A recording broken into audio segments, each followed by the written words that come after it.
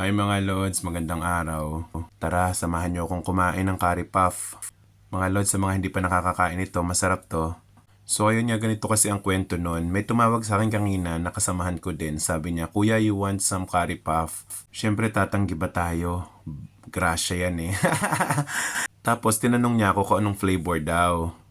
Sabi ko, sige bili mo ako ng assorted. Sardines puff, beef rendang, chicken, tsaka potato.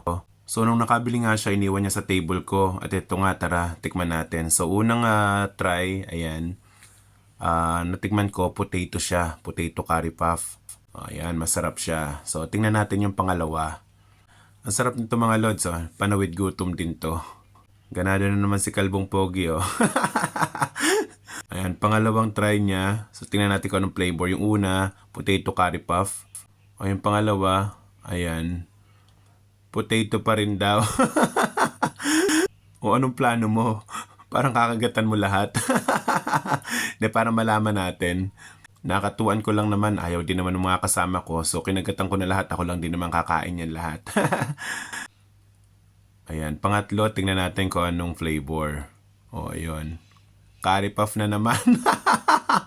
O, diba? Pinamili pa ako ng flavor. Eh, mukhang potato naman yata lahat. At ayun nga yung pangapat, potato na naman. Kinagatan ko pa lahat, potato rin naman pala lahat.